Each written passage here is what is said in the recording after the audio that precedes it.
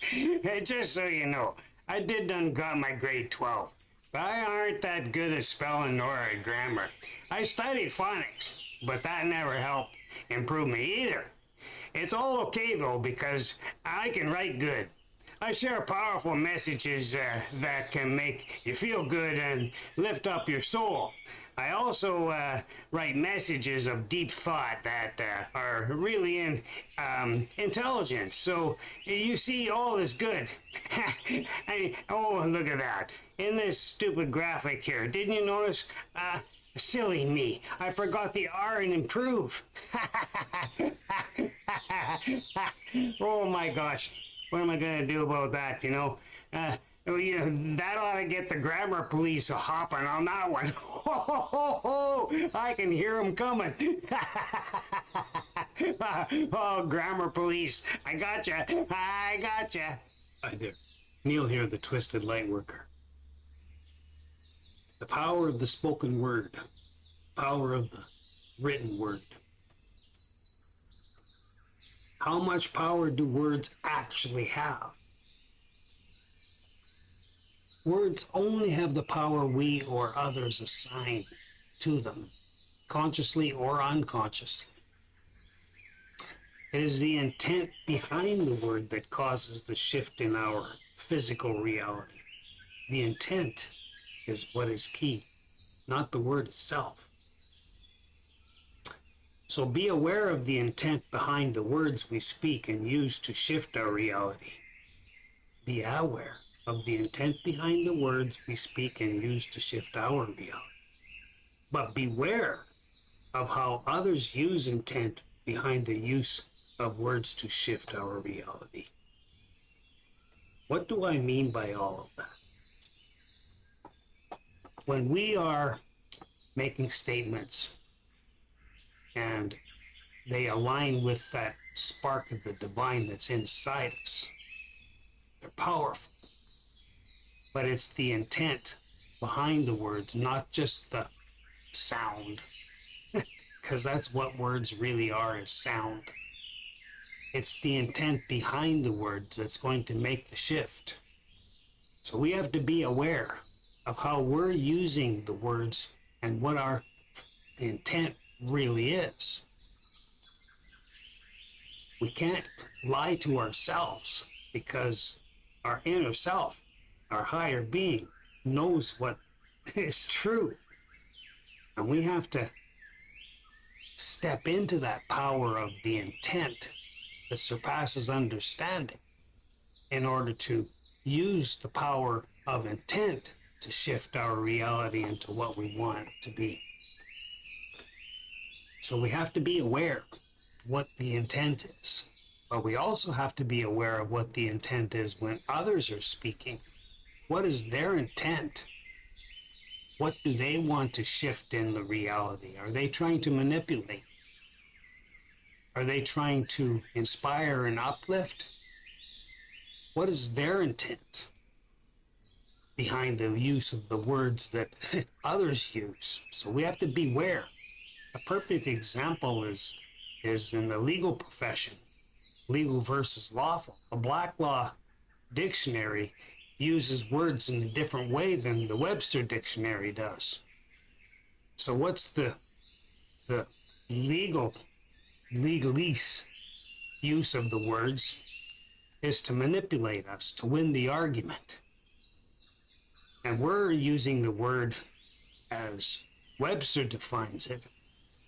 You see, a perfect example is the word person. The word person is a fictitious character given to us when we are born and our parents sign the birth certificate. And a person is not who you are. You're a man or a woman. You're the man or the woman with God-given inalienable rights. I always have a hard time saying that stupid word.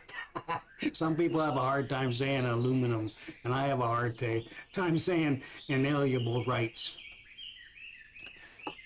You see, words are meaningless. It's the intent behind them that really adds the impact and the power to the word. In all cases, it's the same. If you're giving a talk to somebody who doesn't have a large lexicon, their vocabulary doesn't include very many words, it's kitchen language, and you probably say things that are precise words for the moment and very accurate. But if they're not used to that particular word, their interpretation of what you're trying to get across to them may not be accurate. May not be, because they will read the intent behind your words different than the way you are. So being aware of the intent behind the words goes on both sides, both the speaker and the listener. It's rather a dance. It's rather a dance, but when you start to tap into that spark of the divine that's inside you, you start to see things lucidly. That means you're getting closer to the source. You see, intent creates the frame and the context. Words are the content. I'm going to repeat that. Intent creates the frame and the context. The words are only the content. Similar to the concept that life, people, moments, things, etc., have no meaning other than what we ascribe to it all. Think about that. Life, people, moments, things, etc., have no meaning other than what we ascribe to them. You may see the meaning of the words clearly. You're an academic scholar and a linguistic scholar. You'll see the meaning of the words clearly. But to see lucidly, you must get to the point of seeing the intent behind the use of the words, both in the way that the speaker is and the way you're listening. Because sometimes the speaker and the listener are listening to two different magical intent, the vibrations. It's all about, goes back to the vibrations. And Tesla said, when you think of the universe, you think of energy, frequency, and vibration. And he was 100% correct. It's the intent. It's the intent. Humans suffer from the intoxication of clarity. It's true. You'll believe what your senses tell you, what your mind thinks, and what your emotions feel. And you'll think that that is the spirit. But the spirit is behind what your senses tell you, not what they tell you. The spirit is behind what you think, not what you think. The spirit is behind what you feel, not what you feel. You sense, think, and feel only because you are a sentient being who has allowed yourself to be ruled by what you sense, think, and feel. Rather, look behind all that to their dreaming origin and be intoxicated with the lucidity of the spirit in its place of greatest vitality.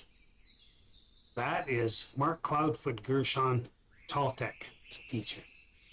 Toltec and metaphysics and all deep wisdom and ancient knowledge all meld. Different ways that they're using words to get across the concept. But that's very powerful. To see things lucidly means you see things to the intent.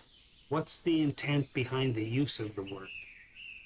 What's the intent behind the use of the words you use when you're having conversation or when you're trying to help someone understand what you're having to say? But beware. Beware of how the listener is using the intent behind the words. They may be listening to it with a different perspective than you, and you have to be lucid enough to get to how they're interpreting it. So it's a balancing act between what you're saying and what is actuality. And actuality goes right to the source to see things lucidly. This particular talk is deep.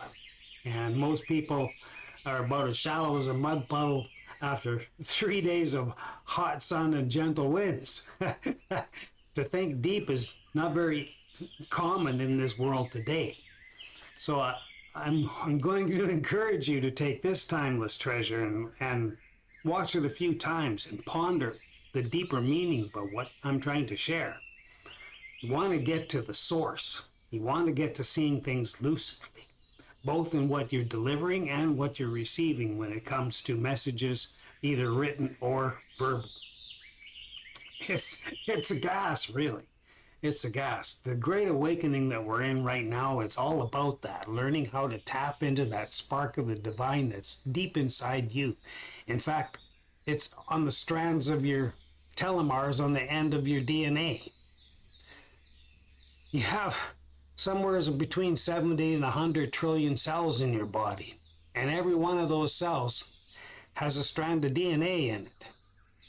And at the end of the strand of the DNA is the telomeres. And the telomeres are your direct link to the universal consciousness source. That's getting things to the lucid portion of who you are and what you are. You think that you're in this body. You think you're this body running around. No. This meat suit that you have is temporary. Who you really were before you were born and who you're going to be when you leave this body, that is who you are and what you are. A spark of the divine itself. So take this timeless treasure and review it now and then. A big thank you to all those people who have liked my work enough to support it and buy me a coffee. If I make you laugh, that's worth a coffee. But if I cause you to think and expand who you are and bridge that connection to who you are on the inside, that's worth a whole lot more than coffee. And those who really tap into that, a lot of people are starting to support my channel with a monthly donation. And the link for the Buy Me a Coffee is down below in the description.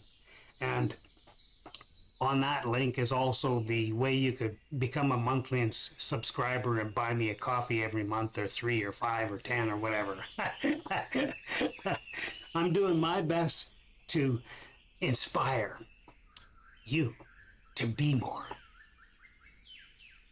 That's the end of this timeless treasure, and as always, from the bottom of my heart, and from the end of every strand of DNA, those telomeres are screaming, wishing you peace profound.